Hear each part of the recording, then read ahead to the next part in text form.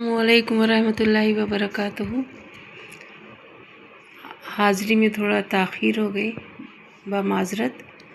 आज मैं सूरह फ़तह का तारुफ़ बयान करूँगा और इंशाअल्लाह तफ़सीर व तर्जुमा भी।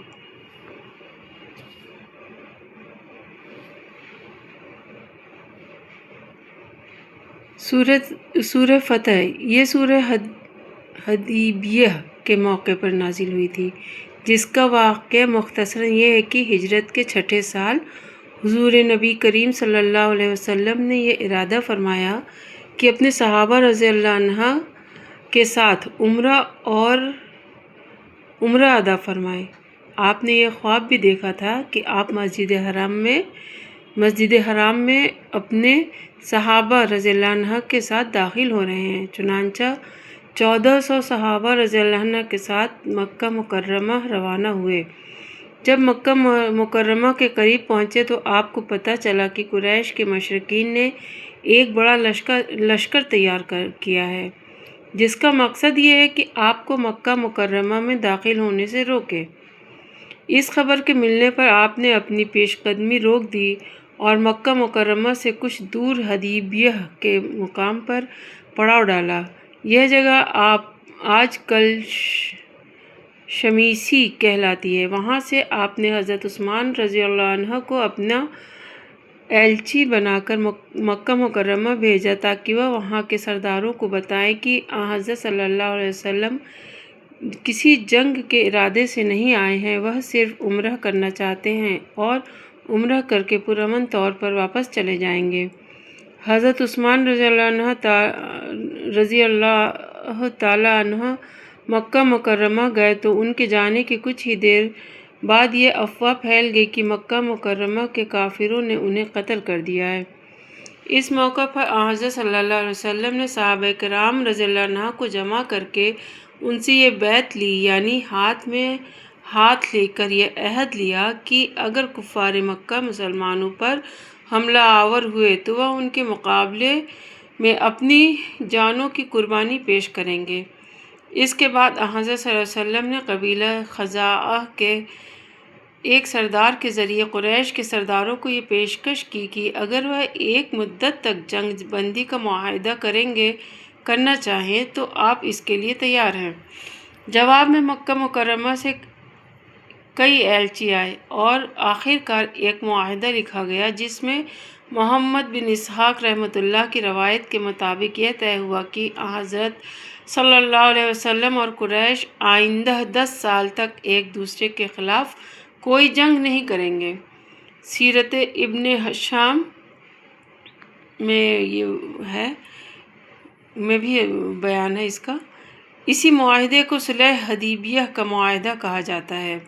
सहाबा किराम रज़ियल्लाहु अन्हु इस मौका पर काफिरों के तर्ज अमल से बहुत गम व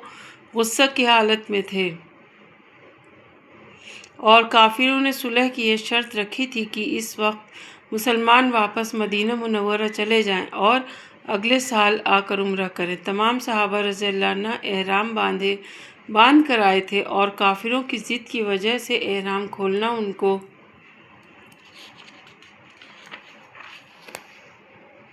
बहुत भारी मालूम हो रहा था। इसके अलावा काफिरों ने एक शर्त ये भी रखी थी कि अगर मक्का मुकर्रमा का कोई शख्स मुसलमान होकर मदीना मुनव्वरा जाएगा तो मुसलमानों के लिए ज़रूरी होगा कि वह उसे वापस मक्का मुकर्रमा भेजें, और अगर कोई शख्स मदीना मुनव्वरा छोड़कर मक्का मुकर्रमा आएगा तो कुरैश के ज़िम्मे ये नहीं होगा कि वह उसे वापस मदीना मुनव्वरा भेजें। ये शर्त भी मुसलमानों के लिए बहुत तकलीफ दे थी और इसकी वजह से वह ये चाहते थे कि इन शराइत को कबूल करने के बजाय उन काफिरों से अभी एक फ़ैसला कुन मार्का हो जाए। लेकिन अल्लाह ताला को ये मंजूर था कि इसी सुलह के नतीजे में आखिरकार कुरैश का इक़्तिदार ख़त्म हो, इसलिए अल्लाह ताला के हुक्म से हज़रत सल्लल्लाहु अलैहि वसल्लम ने ये शराइत मंजूर कर लीं। सहाबा किराम रज़ियल्लाहु अन्हु इस वक्त जिहाद के जोश से सरशार थे और मौत पर बैत कर चुके थे, लेकिन हज़रत सल्लल्लाहु अलैहि वसल्लम ने हुक्म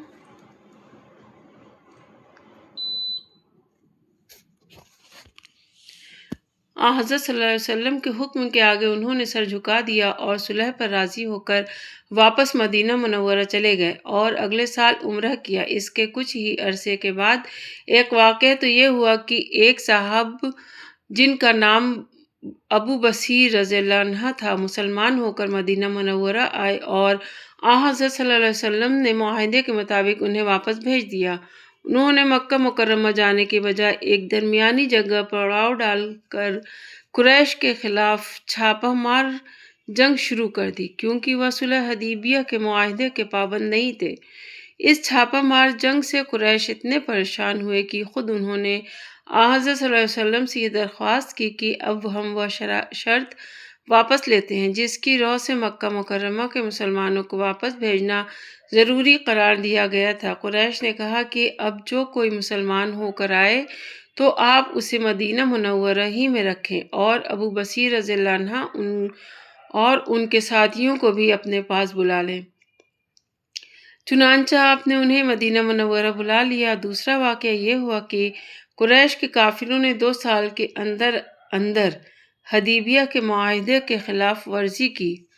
اور حضرت صلی اللہ علیہ وسلم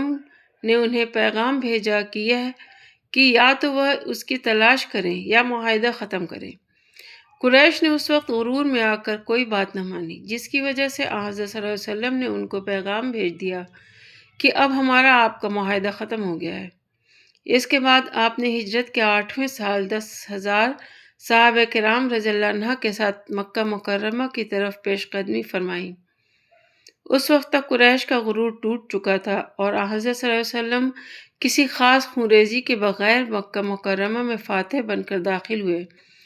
اور قریش کے لوگوں نے شہر آپ کے حوالے کر دیا۔ سورہ فتح میں صلح حدیبیہ کے مختلف واقعات کا حوالہ دیا گیا ہے اور صحابہ کرام کی تعریف کی گئی ہے کہ انہوں نے اس واقعے کے ہر مرحلے پر بڑی بہادری، سرفروشی اور اطاعت کے جذبے کا مظاہرہ کیا۔ دوسری طرف منافقین کی بدعمالیوں اور ان کے برے انجام کا بھی ذکر فرمایا گیا ہے۔ یہ تھی سورہ فتح کا تعارف کیسے اور اس میں جو بیان ہے۔ اب میں تلاوت شروع کرتی ہوں۔ بسم اللہ الرحمن الرحیم۔ انا فتحنا لك فتحا مبینا لیغفر لك اللہ ما تقدم من ذنبك وما تأخر ويتم نعمته عليك ويهديك صراطا مستقيما وينصرك الله نصرا عزيزا هو الذي أنزل السكينة في قلوب المؤمنين ليزدادوا إيمانا مع إيمانهم ولله جنود السماوات والأرض وكان الله عليما حكيما۔ شروع اللہ کے نام سے جو سب پر مہربان ہے، بہت مہربان ہے۔ اے پیغمبر، یقین جانو ہم نے تمہیں کھلی ہوئی فتح عطا کر دی ہے تاکہ اللہ تمہاری اگلی پچھلی تمام کوتاہیوں کو معاف کر دے، تأخرہ، اور تاکہ اپنی نعمت تم پر مکمل کر دے اور تمہیں سیدھے راستے پر لے چلے، اور تاکہ اللہ تمہاری ایسی مدد کرے جو سب پر غالب آ جائے۔ وہی ہے جس نے ایمان والوں کے دلوں میں سکینت اتار دی تاکہ ان کے ایمان میں مزید ایمان کا اضافہ ہو، اور آسمانوں اور زمین کے تمام لشکر اللہ کے لیے ہیں اور اللہ علم کا بھی مالک ہے، حکمت کا بھی مالک۔ لیدخل المؤمنین والمؤمنات، تاکہ وہ مومن مردوں اور عورتوں کو ایسے باغات میں داخل کریں، جنات تجری من تحتها الانہار خالدین فیہا، جن کے نیچے نہریں بہتی ہیں، جہاں وہ ہمیشہ بسے رہیں گے، اور ان کی برائیوں کو ان سے دور کر دے۔ وَيُكَفِّرُ عَنْهُمْ سَيِّئَاتِهِمْ وَكَانَ ذَلِكَ عِنْدَ اللَّهِ فَوْزًا عَظِيمًا، اور اللہ کے نزدیک یہ بڑی زبردست کامیابی ہے۔ وَالْمُنَافِقِينَ وَالْمُنَافِقَاتِ وَالْمُشْرِكِينَ وَالْمُشْرِكَاتِ الظَّانِّينَ بِاللَّهِ ظَنَّ السَّوْءِ لَهُمْ دَائِرَةُ السَّوْءِ وَغَضِبَ اللَّهُ عَلَيْهِمْ وَلَعَنَهُمْ وَأَعَدَّ لَهُمْ جَهَنَّمَ وَسَاءَتْ مَصِيرًا وَلِلَّهِ جُنُودُ السَّمَاوَاتِ وَالْأَرْضِ وَكَانَ اللَّهُ عَزِيزًا حَكِيمًا۔ إِنَّا أَرْسَلْنَاكَ شَاهِدًا وَمُبَشِّرًا وَنَذِيرًا لِتُؤْمِنُوا بِاللَّهِ وَرَسُولِهِ وَتُعَزِّرُوهُ وَتُوَقِّرُوهُ وَتُسَبِّحُوهُ بُكْرَةً وَأَصِيلًا۔ إِنَّ الَّذِينَ يُبَايِعُونَكَ إِنَّمَا يُبَايِعُونَ اللَّهَ يَدُ اللَّهِ فَوْقَ أَيْدِيهِمْ فَمَن نَكَثَ فَإِنَّمَا يَنكُثُ عَلَى نَفْسِهِ ومن أوفى بما عهد عليه الله فسيؤتيه أجرا عظيما. سيقول لك المخلفون من الأعراب شغلتنا أموالنا وأهلنا فاستغفر لنا يقولون بألسنتهم ما ليس في قلوبهم قل فمن يملك لكم من الله شيئا إن أراد بكم ضرا أو أراد بكم نفعا بل كان الله بما تعملون خبيرا بل ظننتم أن لن ينقلب الرسول والمؤمنون إلى أهلهم أبدا وزين ذلك في قلوبكم وظننتم ظن السوء وكنتم قوما بورا ومن لم يؤمن بالله ورسوله فإنا أعتدنا للكافرين سعيرا ولله ملك السماوات والأرض يغفر لمن يشاء ويعذب من يشاء وكان الله غفورا رحيما. اور تاکہ ان منافق مردوں اور منافق عورتوں اور مشرک مردوں اور مشرک عورتوں کو عذاب دے جو اللہ کے ساتھ بدگمانیاں رکھتے ہیں. برائی کا پھیر انہی پر پڑا ہوا ہے اور اللہ ان سے ناراض ہے. اس نے ان کو اپنی رحمت سے دور کر دیا ہے اور ان کے لیے جہنم تیار کر رکھی ہے اور وہ بہت ہی برا ٹھکانہ ہے. اور آسمانوں اور زمین کے تمام لشکر اللہ ہی کے ہیں اور اللہ اقتدار کا بھی مالک ہے، حکمت کا بھی. اے پیغمبر، ہم نے تمہیں گواہی دینے والا، خوشخبری دینے والا اور خبردار کرنے والا بنا کر بھیجا ہے تاکہ اے لوگو تم اللہ اور اس کے رسول پر ایمان لاؤ اور اس کی مدد کرو اور اس کی تعظیم کرو اور صبح و شام اللہ کی تسبیح کرتے رہو. اے پیغمبر، جو لوگ تم سے بیعت کر رہے ہیں وہ در حقیقت اللہ سے بیعت کر رہے ہیں. اللہ کا ہاتھ ان کے ہاتھوں پر ہے. اس کے بعد جو کوئی عہد توڑے گا اس کے عہد توڑنے کا وبال اسی پر پڑے گا، اور جو کوئی اس عہد کو پورا کرے گا جو اس نے اللہ سے کیا ہے تو اللہ اس کو زبردست ثواب عطا کرے گا. وہ دیہاتی جو حدیبیہ کے سفر میں پیچھے رہ گئے تھے اب وہ تم سے ضرور یہ کہیں گے کہ ہمارے مال و دولت اور ہمارے اہل و عیال نے ہمیں مشغول کر لیا تھا، اس لیے ہمارے لیے مغفرت کی دعا کر دیجیے. وہ اپنی زبانوں سے وہ باتیں کہتے ہیں جو ان کے دلوں میں نہیں ہوتی. ان سے کہو کہ اچھا، تو اگر اللہ تمہیں کوئی نقصان پہنچانا چاہتا ہے یا فائدہ پہنچانا چاہے تو کوئی ہے جو اللہ کے سامنے تمہارے معاملے میں کچھ بھی کرنے کی طاقت رکھتا ہو؟ بلکہ جو کچھ تم کرتے ہو اللہ اس سے پوری طرح باخبر ہے. حقیقت تو یہ ہے کہ تم نے یہ سمجھا تھا کہ رسول صلی اللہ علیہ وسلم اور دوسرے مسلمان کبھی اپنے گھر والوں کے پاس لوٹ کر نہیں آئیں گے، اور یہی بات تمہارے دلوں کو اچھی معلوم ہوتی تھی اور تم نے برے گمان کیے تھے، اور تم ایسے لوگ بن گئے تھے جنہیں برباد ہونا تھا. اور جو شخص اللہ اور اس کے رسول پر ایمان نہ لائے تو وہ یاد رکھے کہ ہم نے کافروں کے لیے بھڑکتی ہوئی آگ تیار کر رکھی ہے، اور آسمانوں اور زمین کی سلطنت تمام تر اللہ ہی کی ہے. وہ جس کو چاہے بخش دے اور جس کو چاہے عذاب دے، اور اللہ بہت بخشنے والا، بہت مہربان ہے. سیقول المخلفون، جب تم غنیمت کے مال لینے کے لیے چلو گے، اذا انطلقتم الى مغانم لتاخذوها ذرونا نتبعكم يريدون ان يبدلوا كلام الله قل لن تتبعونا كذلكم قال الله من قبل فسيقولون بل تحسدوننا بل كانوا لا يفقهون الا قليلا. تو یہ حدیبیہ کے سفر سے پیچھے رہنے والے تم سے کہیں گے کہ ہمیں بھی اپنے ساتھ چلنے دو. وہ چاہیں گے کہ اللہ کی بات کو بدل دیں. تم کہہ دینا کہ تم ہرگز ہمارے ساتھ نہیں چلو گے، اللہ نے پہلے سے یوں ہی فرما رکھا ہے. اس پر وہ کہیں گے کہ دراصل آپ لوگ ہم سے حسد رکھتے ہیں. نہیں، بلکہ حقیقت یہ ہے کہ یہ لوگ خود ہی ایسے ہیں کہ تم کی بہت کم بات سمجھتے ہیں. قل للمخلفین من الاعراب ستدعون الى قوم اولی باس شدید تقاتلونهم او یسلمون فإن تطیعوا یؤتکم اللہ اجرا حسنا وإن تتولوا كما توليتم من قبل يعذبكم عذابا علیما. ان پیچھے رہنے والے دیہاتیوں سے کہہ دینا کہ عنقریب تمہیں ایسے لوگوں کے پاس لڑنے کے لیے بلایا جائے گا جو بڑے سخت جنگجو ہوں گے، کہ یا تو ان سے لڑتے رہو یا وہ اطاعت قبول کر لیں۔ اس وقت اگر تم جہاد کے اس حکم کی اطاعت کرو گے تو اللہ تمہیں اچھا اجر دے گا، اور اگر تم منہ موڑو گے جیسا کہ تم نے پہلے منہ موڑا تھا تو اللہ تمہیں دردناک عذاب دے گا۔ لَيْسَ عَلَى الْأَعْمَى حَرَجٌ وَلَا عَلَى الْأَعْرَجِ حَرَجٌ وَلَا عَلَى الْمَرِيضِ حَرَجٌ وَمَن يُطِعِ اللَّهَ وَرَسُولَهُ يُدْخِلْهُ جَنَّاتٍ تَجْرِي مِن تَحْتِهَا الْأَنْهَارُ وَمَن يَتَوَلَّ يُعَذِّبْهُ عَذَابًا أَلِيمًا۔ اندھے آدمی پر جہاد نہ کرنے کا کوئی گناہ نہیں ہے،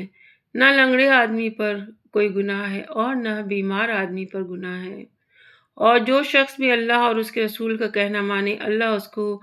ایسی جنتوں میں داخل کرے گا جن کے نیچے نہریں بہتی ہوں گی، اور جو کوئی منہ موڑے گا اسے دردناک عذاب دے گا۔ لقد رضي الله عن المؤمنين إذ يبايعونك تحت الشجرة فعلم ما في قلوبهم فأنزل السكينة عليهم وأصابهم فتحا قريبا۔ یقیناً اللہ مومنوں سے بڑا خوش ہوا جب وہ درخت کے نیچے تم سے بیعت کر رہے تھے، اور ان کے دلوں میں جو کچھ تھا وہ بھی اللہ کو معلوم تھا، اس لیے اس نے ان پر سکینت اتار دی اور ان کو انعام میں ایک قریبی فتح عطا فرما دی۔ وَمَغَانِمَ كَثِيرَةً يَأْخُذُونَهَا، اور غنیمت میں ملنے والے بہت سے مال بھی جو ان کے ہاتھ آئیں گے۔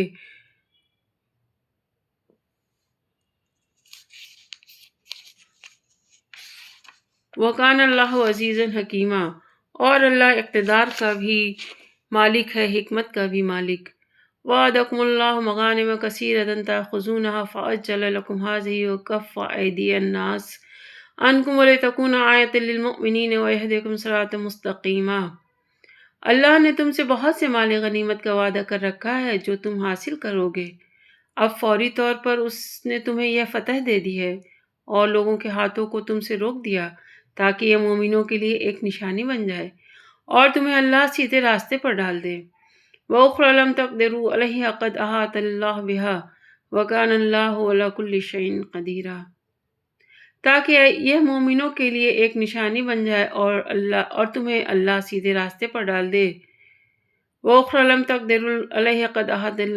أَحَاطَ اللَّهُ بِهَا وَكَانَ اللَّهُ عَلَىٰ كُلِّ شَيْءٍ قَدِيرًا، اور ایک فتح اور بھی ہے جو اب تمہارے قابو میں نہیں آئی لیکن اللہ نے اس کو اپنے ہاتھ میں لے رکھا ہے، اور اللہ ہر چیز پر پوری طرح قادر ہے۔ وَلَوْ قَاتَلَكُمُ الَّذِينَ كَفَرُوا لَوَلَّوُا الْأَدْبَارَ ثُمَّ لَا يَجِدُونَ وَلِيًّا وَلَا نَصِيرًا، اور یہ کافر لوگ تم سے لڑتے تو یقیناً پیٹھ پھیر کر بھاگ جاتے، پھر انہیں کوئی یار و مددگار بھی نہ ملتا۔ سُنَّتَ اللَّهِ الَّتِي قَدْ خَلَتْ مِن قَبْلُ وَلَن تَجِدَ لِسُنَّتِ اللَّهِ تَبْدِيلًا، جیسے کہ اللہ کا یہی دستور ہے جو پہلے سے چلا آتا ہے، اور تم اللہ کے دستور میں ہرگز تبدیلی نہیں پاؤ گے۔ وَهُوَ الَّذِي كَفَّ أَيْدِيَهُمْ عَنْكُمْ وَأَيْدِيَكُمْ عَنْهُمْ بِبَطْنِ مَكَّةَ مِن بَعْدِ أَظْفَرِكُمْ عَلَيْهِمْ وَكَانَ اللَّهُ بِمَا تَعْمَلُونَ بَصِيرًا، اور وہی اللہ ہے جس نے مکہ کی وادی میں ان کے ہاتھوں کو تم تک پہنچنے سے اور تمہارے ہاتھوں کو ان تک پہنچنے سے روک دیا جبکہ وہ تمہیں ان پر قابو دے چکا تھا، اور جو کچھ تم کر رہے تھے اللہ اسے دیکھ رہا تھا۔ ہم الذین کفروا وصدوکم عن المسجد الحرام والہدی معکوفا ان یبلغ محلہ ولولا رجال مؤمنون ونساء مؤمنات لم تعلموهم ان تطؤوهم فتصيبكم منهم معرة بغير علم ليدخل الله في رحمته من يشاء ولو تزيلوا لعذبنا الذين كفروا منهم عذابا أليما۔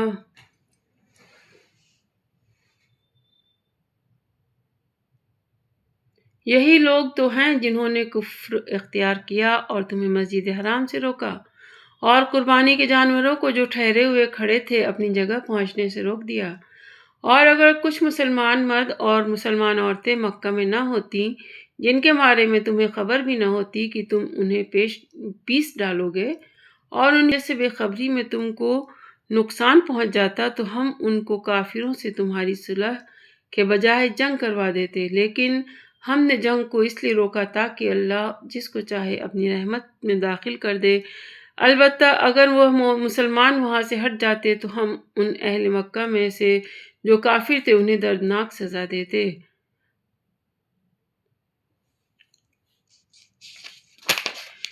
اذ جعل الذين كفروا في قلوبهم الحمية حمية الجاهلية فأنزل الله سكينة على رسوله وعلى المؤمنين وألزمهم كلمة التقوى وكانوا أحق بها وأهلها وكان الله بكل شيء عليما۔ چونکہ جب ان کافروں نے اپنے دلوں میں اس حمیت کو جگہ دی جو جاہلیت کی حمیت تھی، تو اللہ نے اپنی طرف سے اپنے پیغمبر اور مسلمانوں پر سکینت نازل فرمائی اور ان کو تقوی کی بات پر جمائے رکھا، اور وہ اسی کے زیادہ حق دار اور اس کے اہل تھے، اور اللہ ہر چیز کو خوب جاننے والا ہے۔ حقیقت یہ ہے کہ اللہ نے اپنے رسول کو سچا خواب دکھایا جو واقع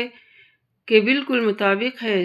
تم لوگ انشاءاللہ ضرور مسجد حرام میں اس طرح امن و امان کے ساتھ داخل ہوگے کہ تم میں سے کچھ نے اپنے سروں کو بے خوف و خطر منڈوایا ہوگا، کچھ نے بال تراشے ہوں گے۔ اللہ وہ باتیں جانتا ہے جو تمہیں معلوم نہیں ہیں، چنانچہ اس نے وہ خواب پورا ہونے سے پہلے ایک قریبی فتح کر دی ہے۔ لقد صدق اللہ رسولہ الرؤیا بالحق لتدخلن المسجد الحرام ان شاء اللہ آمنین محلقین رؤوسکم ومقصرین لا تخافون فاعلموا ما لم تعلموا فجعل من دون ذلك فتحا قریبا۔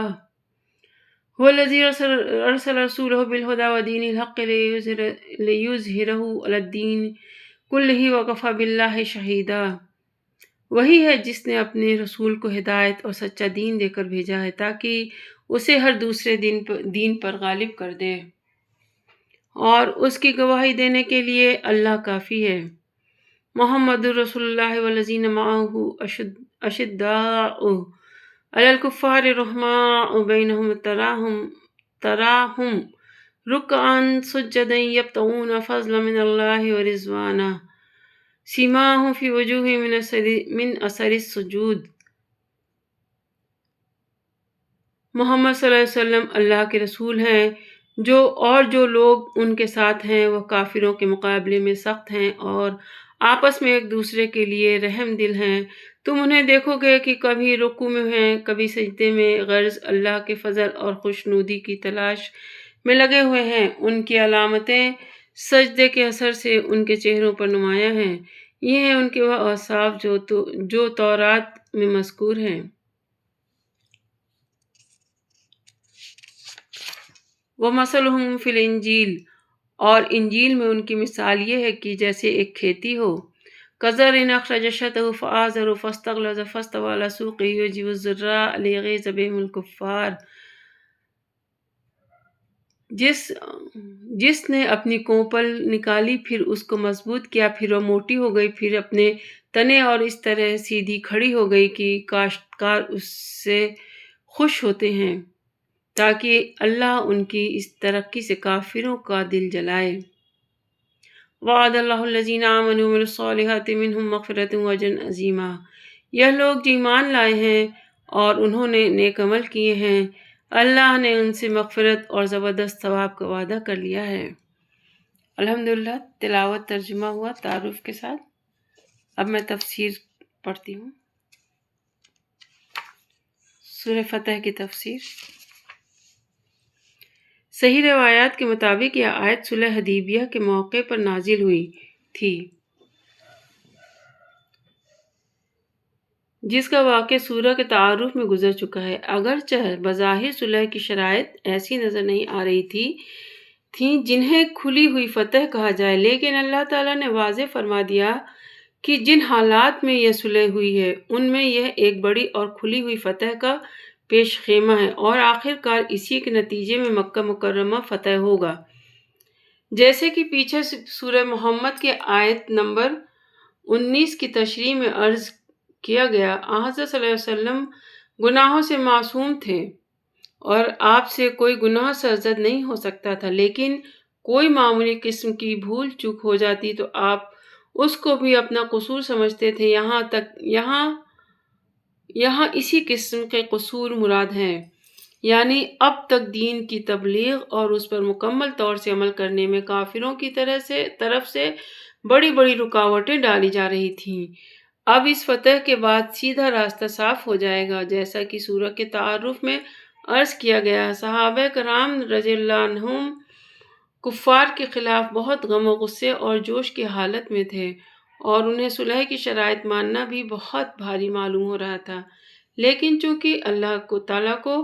اس وقت یہی منظور تھا، اس لیے اللہ تعالیٰ نے ان کے دلوں میں سکینت اور اطمینان پیدا کر دیا، جس کے نتیجے میں انہوں نے اللہ تعالیٰ اور رسول کریم صلی اللہ علیہ وسلم کے حکم کے آگے سر جھکا دیا۔ یعنی وہ اپنے خیال میں مسلمانوں کے خلاف برے برے منصوبے بناتے ہیں، لیکن برائی کے پھیر میں وہ خود پڑے ہوئے ہیں، کیونکہ ایک طرف ان کے منصوبے ناکام ہوں گے اور دوسری طرف انہیں اللہ تعالیٰ کے قہر کا سامنا کرنا پڑے گا۔ یہ اسی بیعت رضوان کی طرف اشارہ ہے جو حضرت عثمان رضی اللہ عنہ کی شہادت کی خبر مشہور ہونے کے موقع پر حضرت صلی اللہ علیہ وسلم نے لی تھی، جس کا واقعہ سورت کے تعارف میں گزر چکا ہے۔ حدیبیہ کے سفر میں جب حضرت صلی اللہ علیہ وسلم عمرے کے ارادے سے روانہ ہوئے تو تمام مخلص صحابہ کرام تو خود ہی بڑے اشتیاق کے ساتھ چلنے کے لیے تیار ہو گئے تھے، لیکن چونکہ یہ اندیشہ شروع ہی سے تھا کہ شاید قریش کے کافر لوگ راستہ روکیں اور لڑائی کی نوبت آ جائے، اس لیے آپ نے ایک بڑی جمعیت کے ساتھ سفر کرنے کی غرض سے مدینہ منورہ کے آس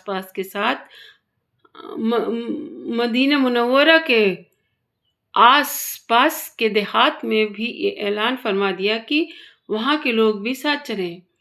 ان میں سے جو حضرات مخلص مسلمان تھے وہ تو آپ کے ساتھ آ گئے،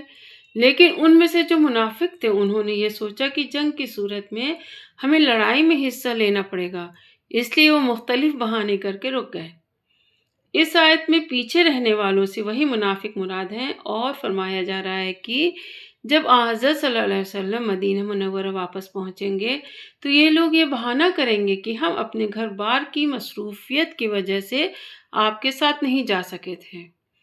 یعنی تم تو یہ سوچ کر اپنے گھروں میں رک گئے تھے کہ گھر میں رہنا فائدہ مند ہے اور حضور اقدس صلی اللہ علیہ وسلم کے ساتھ جانے میں نقصان ہے، حالانکہ فائدہ اور نقصان تو تمام تر اللہ کے قبضے میں ہے، وہ نفع یا نقصان پہنچانے کا ارادہ فرما لے تو کسی کی مجال نہیں ہے کہ وہ اسے روک سکے۔ ان منافقین کا خیال یہ تھا کہ مسلمان چاہے عمرے کے ارادے سے جا رہے ہوں لیکن جنگ ضرور ہوگی اور قریش کی طاقت اتنی بڑی ہے کہ مسلمان وہاں سے زندہ واپس نہیں آ سکیں گے۔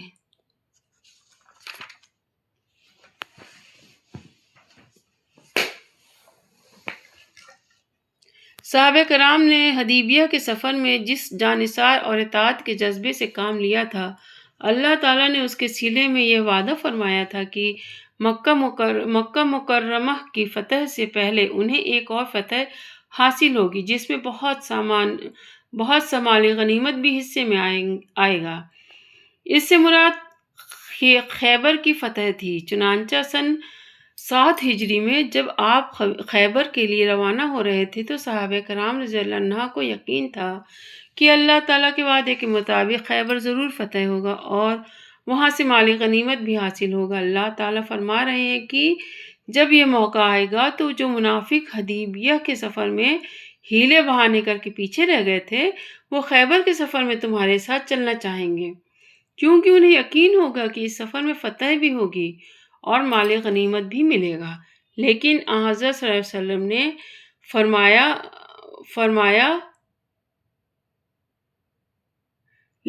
حضرت صلی اللہ علیہ وسلم سے فرمایا جا رہا ہے کہ ان کی یہ خواہش پوری نہ کریں اور انہیں ساتھ لے جانے سے انکار کر دیں، اور اللہ تعالیٰ نے حضرت صلی اللہ علیہ وسلم کو پہلے ہی یہ حکم دے دیا تھا کہ خیبر کے سفر میں صرف ان حضرات کو شرکت کی اجازت دیں جو حدیبیہ کے سفر میں آپ کے ساتھ تھے۔ اسی حکم کی طرف اس آیت میں اللہ کی بات فرما کر اشارہ کیا گیا ہے۔ یہاں یہ بات یاد رکھنے کی ہے کہ اللہ تعالیٰ کا یہ حکم اس سے پہلے قرآن کریم میں کہیں مذکور نہیں ہے کہ خیبر کی جنگ میں صرف وہ لوگ شریک ہوں جو حدیبیہ میں شامل تھے، بلکہ یہ حکم اللہ تعالیٰ نے وحی کے ذریعے حضرت صلی اللہ علیہ وسلم کو دیا تھا اور آپ نے لوگوں تک پہنچایا۔ اس سے صاف واضح ہے کہ حضرت صلی اللہ علیہ وسلم پر قرآن کریم کے علاوہ بھی وحی کے ذریعے احکام آیا کرتے تھے اور وہ بھی اللہ تعالیٰ ہی کے احکام ہوتے تھے۔ لہذا منکرین حدیث جو یہ کہتے ہیں کہ قرآن کریم کے علاوہ کسی اور وحی کا کوئی ثبوت نہیں ہے، یہ آیت اس کی واضح تردید کر رہی ہے، یعنی ہمیں مال غنیمت میں حصہ دار بنانا نہیں چاہتے۔ دیہات کے ان لوگوں سے کہا جا رہا ہے کہ آپ لوگوں کا خیبر کی جنگ میں شامل ہونا تو اللہ تعالیٰ کو منظور نہیں ہے، البتہ اس کے بعد ایک وقت آئے گا جب آپ لوگوں کو سخت جنگجو قوموں سے لڑنے کی دعوت دی جائے گی۔ اس وقت اگر آپ نے سچا مومن بن کر استقامت سے کام لیا تو آپ کا یہ گناہ دھل جائے گا اور اللہ تعالیٰ آپ کو ثواب عطا فرمائیں گے۔ اس میں وہ تمام جنگیں داخل ہیں جن میں کسی بڑی طاقت سے مسلمانوں کا مقابلہ ہوا اور دیہات کے ان لوگوں کو اس میں شامل ہونے کی دعوت دی گئی۔ صحابہ کرام رضی اللہ عنہ سے منقول ہے کہ دیہات کے لوگوں کو یہ دعوت حضرت صلی اللہ علیہ وسلم کے بعد حضرت صدیق اکبر اور حضرت فاروق اعظم رضی اللہ عنہ کے عہد خلافت میں اس وقت دی گئی جب مسلمانوں کا مقابلہ مسلمہ کذابے اور قیصر و کسریٰ کی طاقتوں سے ہوا۔ اس موقع پر دیہات کے ان لوگوں میں سے کچھ حضرات تائب بھی ہو گئے تھے۔ یہ اسی بیعت رضوان کا ذکر ہے جو حضرت صلی اللہ علیہ وسلم نے صحابہ کرام رضی اللہ عنہ سے حدیبیہ کے مقام پر ببول کے ایک درخت کے نیچے لی تھی اور جس کا ذکر سورت کے تعارف میں آ چکا ہے۔ اللہ تعالیٰ فرما رہے ہیں کہ ان حضرات نے یہ بیعت دل سے پورے عزم کے ساتھ کی تھی، وہ منافقوں کی طرح جھوٹا عہد کرنے والے نہیں تھے۔ اس سے مراد خیبر کی فتح ہے۔ اس سے پہلے مسلمان دو طرفہ خطرے سے دوچار تھے۔ جنوب میں قریش مکہ کی طرف سے ہر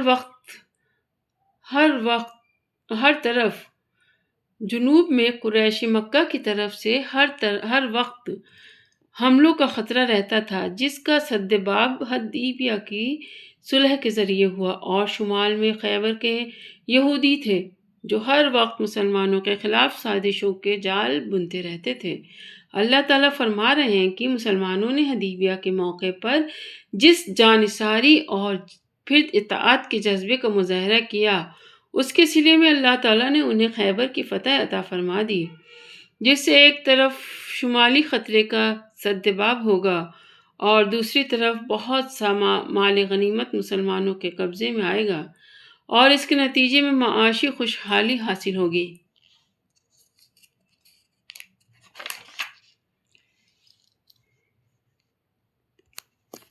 اس سے مراد وہ فتوحات ہیں جو خیبر کے علاوہ حاصل ہونے والی تھیں، یعنی خیبر کے یہودی اور ان کے حلیف اس فتح میں جو رکاوٹ ڈال سکتے تھے، اللہ تعالیٰ نے اسے روک دیا۔ اس سے مراد مکہ مکرمہ اور اس کے بعد حنین وغیرہ کی فتوحات ہیں۔ اللہ تعالیٰ کے علم میں ہے کہ اگرچہ ابھی مسلمان مکہ مکرمہ کو فتح کرنے کی حالت میں نہیں ہیں، لیکن وہ وقت آنے والا ہے جب قریش مکہ خود حدیبیہ کے معاہدے کی خلاف ورزی کر کے اسے توڑ دیں گے اور اس کے بعد مسلمانوں کے لیے فتح مکہ کا راستہ کھل جائے گا اور اس کے بعد حنین وغیرہ کی فتوحات حاصل ہوں گی۔ یعنی حدیبیہ کے مقام پر کافروں سے جو صلح کرائی گئی اس کی وجہ یہ نہیں تھی کہ مسلمان کمزور تھے اور جنگ کی صورت میں انہیں شکست اٹھانی پڑتی، بلکہ اگر مقابلہ ہو جاتا تو یہ کافر ہی شکست کھاتے اور پیٹ پھیر کر بھاگتے، لیکن اس وقت کئی مصلحتوں کی وجہ سے اللہ تعالیٰ نے جنگ کو روکا تھا۔ ان میں سے ایک مصلحت کا بیان آگے آیت نمبر 25 میں آ رہا ہے۔ اللہ تعالیٰ کا دستور شروع سے یہ چلا آتا ہے کہ جو لوگ حق پر ہوتے ہیں اور اللہ تعالیٰ کی مدد کی شرائط پوری کرتے ہیں تو اللہ تعالیٰ ان کو باطل والوں پر غلبہ عطا فرماتا ہے، اور جہاں کہیں باطل والوں کو غلبہ حاصل ہو وہاں سمجھ لینا چاہیے کہ حق والوں کے طرز عمل میں کوئی خرابی تھی جس کی وجہ سے وہ اللہ تعالیٰ کی مدد سے محروم رہے۔ جب حضرت عثمان رضی اللہ عنہ مکہ مکرمہ جا کر قریش کے لوگوں کو صلح کا پیغام دے رہے تھے، اس وقت مکہ مکرمہ کے کافروں نے 50 آدمی حضرت صلی اللہ علیہ وسلم کے پاس اس غرض سے بھیجے تھے کہ وہ خفیہ طور سے حضرت صلی اللہ علیہ وسلم پر حملہ کر کے معاذ اللہ آپ کو شہید کر دیں، لیکن اللہ تعالیٰ نے انہیں مسلمانوں کے ہاتھ گرفتار کرا دیا۔ دوسری طرف جب قریش نے ان آدمیوں کی گرفتاری کی خبر سنی تو انہوں نے حضرت عثمان رضی اللہ عنہ اور ان کے ساتھیوں کو روک لیا۔ اس وقت اگر مسلمان 50 آدمیوں کو قتل کر دیتے تو جواب میں قریش کے لوگ حضرت عثمان رضی اللہ عنہ اور ان کے ساتھیوں کو قتل کرتے اور مکمل جنگ چھڑ جاتی۔ اللہ تعالیٰ نے مسلمانوں کے دل میں یہ بات ڈال دی کہ وہ ان قیدیوں کو قتل نہ کرے اور مسلمانوں کے ہاتھوں کو ان کے قتل سے روک دیا، حالانکہ وہ ان کے قابو میں آ چکے تھے، اور دوسری طرف قریش کے ہاتھوں کو مسلمانوں سے لڑنے سے اس طرح روک دیا کہ ان کے دل میں مسلمانوں کا رعب ڈال دیا، جس کی وجہ سے وہ صلح پر راضی ہو گئے، اور حالانکہ حضرت عثمان رضی اللہ عنہ سے وہ صاف انکار کر چکے تھے۔ حضرت صلی اللہ علیہ وسلم اور صحابہ کرام رضی اللہ عنہ چونکہ عمرے کے ارادے سے تشریف لائے تھے، اس لیے حرم میں قربانی کرنے کے لیے جانور بھی ساتھ لائے تھے جنہیں حرم میں پہنچ کر قربان ہونا تھا۔ وہ ان کافروں کے رکاوٹ ڈالنے کی وجہ سے حدیبیہ ہی میں کھڑے رہ گئے اور جس جگہ لے جا کر انہیں قربان کرنے کا ارادہ تھا وہاں نہیں پہنچ پائے۔ یہ ان مصلحتوں میں سے ایک مصلحت کا بیان ہے جس کی وجہ سے اللہ تعالیٰ نے اس وقت جنگ کو مناسب نہیں سمجھا، اور وہ مصلحت یہ تھی کہ مکہ مکرمہ میں بہت سے مسلمان موجود تھے اور اب حضرت عثمان رضی اللہ عنہ اور ان کے ساتھی بھی وہاں پہنچ گئے تھے۔ جنگ ہوتی تو پورے زور و شور سے ہوتی، اور اس گھمسان کی جنگ میں مکہ مکرمہ کے مسلمانوں کو خود مسلمانوں کے ہاتھوں بے خبری سے میں نقصان پہنچ سکتا تھا، جس پر بعد میں خود مسلمانوں کو ندامت اور نقصان کا احساس ہوتا۔ یعنی اللہ تعالیٰ نے مکہ مکرمہ کے مسلمانوں پر یہ رحمت فرمائی کہ انہیں قتل ہونے سے بچا لیا، اور مدینہ منورہ کے مسلمانوں پر یہ رحمت فرمائی کہ انہیں اپنے دینی بھائیوں کے قتل سے بچا لیا۔ یعنی اگر مکہ مکرمہ میں جو مسلمان کافروں کے ہاتھ ظلم سہ رہے تھے وہ وہاں سے کہیں اور چلے گئے ہوتے تو ان پر کافروں سے مسلمانوں کی جنگ کروا دیتے، جس کے نتیجے میں وہ دردناک شکست سے دوچار ہوتے۔ قریش اگرچہ آخر کار صلح پر راضی ہو گئے تھے، لیکن جب صلح نامہ لکھنے کا وقت آیا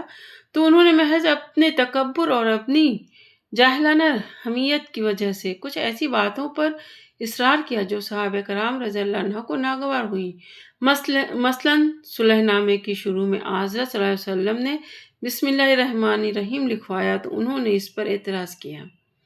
اور اس کے بجائے بسم کا اللہم لکھوانے پر زور دیا۔ نیز حضرت صلی اللہ علیہ وسلم کے نام نامی کے ساتھ رسول اللہ لکھا گیا تھا،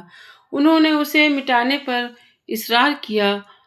ان باتوں کی وجہ سے صحابہ کرام رضی اللہ عنہ کو بہت غصہ تھا، لیکن چونکہ اللہ تعالیٰ کو صلح منظور تھی اس لیے اللہ تعالیٰ نے صحابہ کرام رضی اللہ عنہ کے دلوں میں تحمل پیدا فرما دیا۔ اسی تحمل کو یہاں سکینت سے تعبیر فرمایا گیا ہے۔ تقویٰ کی بات یہی تھی کہ اللہ تعالیٰ اور اس کے رسول صلی اللہ علیہ وسلم کی حکمت کی اطاعت کی جائے، چاہے وہ بات نفس کو کتنی ناگوار معلوم ہو رہی ہو۔ صحابہ کرام رضی اللہ عنہ نے اسی پر عمل فرمایا، جیسا کہ اس صورت کے تعارف میں عرض کیا گیا۔ حضور اقدس صلی اللہ علیہ وسلم نے حدیبیہ کے سفر سے پہلے خواب دیکھا تھا کہ آپ اور آپ کے صحابہ کرام رضی اللہ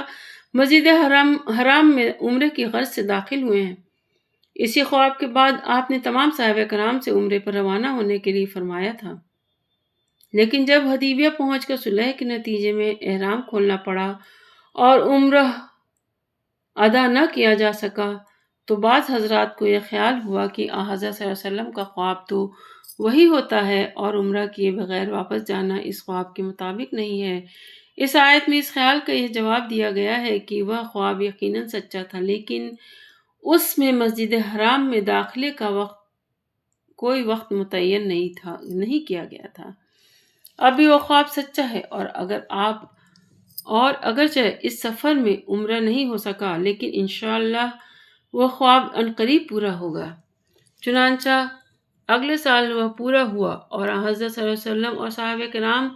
رضی اللہ عنہ نے اطمینان کے ساتھ عمرہ ادا فرمایا۔ اس سے مراد خیبر کی فتح ہے، جس کا ذکر آیت نمبر 18 اور اس کے حاشیے میں گزر چکا ہے۔ جیسا کہ پیچھے حاشیے نمبر 27 میں گزرا ہے، کافروں نے صلح نامہ لکھواتے وقت حضرت صلی اللہ علیہ وسلم کا نام مبارک محمد الرسول اللہ لکھوانے سے انکار کیا تھا اور صرف محمد بن عبداللہ لکھوایا تھا۔ اللہ تعالیٰ نے اس آیت میں آپ کو محمد رسول اللہ فرما کر یہ اشارہ دیا ہے کہ کافر لوگ اس حقیقت سے چاہے کتنا انکار کریں، اللہ تعالیٰ نے اس کو قیامت تک قرآن کریم میں ثبت فرما دیا ہے۔ اگرچہ تورات میں بہت سی تبدیلیاں ہو چکی ہیں، لیکن بائبل کے جن صحیفوں کو آج کل یہودی اور عیسائی مذہب میں تورات کہا جاتا ہے، ان میں سے ایک یعنی استثناء میں ایک عبارت ہے جس کے بارے میں یہ احتمال ہے کہ شاید قرآن کریم نے اس کی طرف اشارہ فرمایا ہو۔ وہ عبارت یہ ہے: خداوند سینا سے آیا اور شعیر سے ان پر آشکار ہوا اور کوہ فاران سے جلوہ گر ہوا اور وہ 10,000 قدسیوں میں سے آیا۔ اس کے داہنے ہاتھ پر ان کے لیے آتش شریعت تھی، وہ بے شک قوموں سے محبت رکھتا ہے۔ اس کے سب مقدس لوگ تیرے ہاتھ میں ہیں اور تیرے قدموں میں بیٹھے ایک ایک تیری باتوں سے مستفیض ہوگا۔ واضح رہے کہ حضرت موسیٰ علیہ السلام کا آخری خطبہ ہے، جس میں یہ فرمایا جا رہا ہے کہ پہلے اللہ تعالیٰ کی وحی کوہ سینا پر اتری جس سے مراد تورات ہے، اور پھر کوہ شعیر پر اترے گی جس سے مراد انجیل ہے، کیونکہ کوہ شعیر وہ پہاڑ ہے جسے آج جبل الخلیل کہتے ہیں، اور اللہ تعالیٰ عیسیٰ علیہ السلام کی تبلیغ کا مرکز تھا۔ پھر فرمایا گیا کہ تیسری وحی کوہ فاران پر اترے گی جس سے مراد قرآن کریم ہے، کیونکہ فاران اس پہاڑ کا نام ہے جس پر غار حرا واقع ہے، اور اسی میں حضور اقدس صلی اللہ علیہ وسلم پر پہلی وحی نازل ہوئی۔ فتح مکہ کے موقع پر حضرت صلی اللہ علیہ وسلم کے صحابہ رضی اللہ عنہ کی تعداد 10,000 تھی، لہذا 10,000 قدسیوں میں سے آیا۔ ان صحابہ کی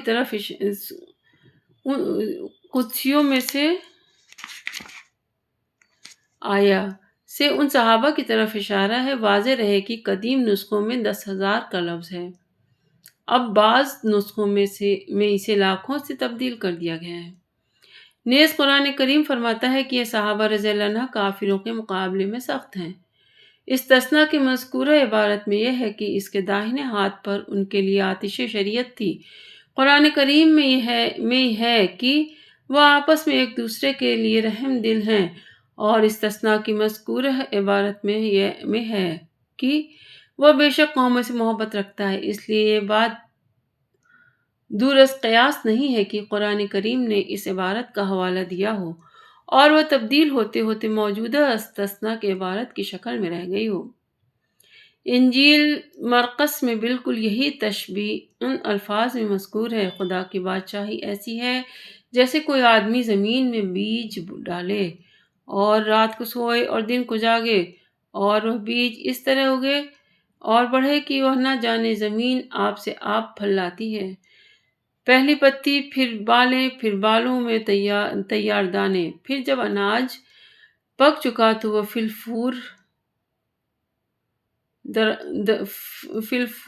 پھور درانتی لگاتا ہے، کیونکہ کاٹنے کا وقت آج پہنچا۔ یہی تشبیہ انجیل لوقا آیت 13، 18، 19 اور انجیل متی 13 سے 31 میں بھی موجود ہے۔ الحمدللہ، سورہ فتح کا تعارف، اس کی تلاوت،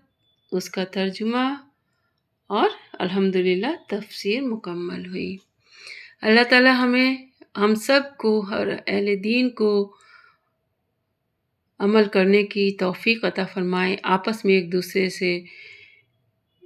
اس کو ذکر کرنے کی توفیق عطا فرمائے اور صدقہ جاریہ کا بھاگیدار بنائے ہمیں۔ آمین ثم آمین۔ والسلام علیکم ورحمۃ اللہ وبرکاتہ۔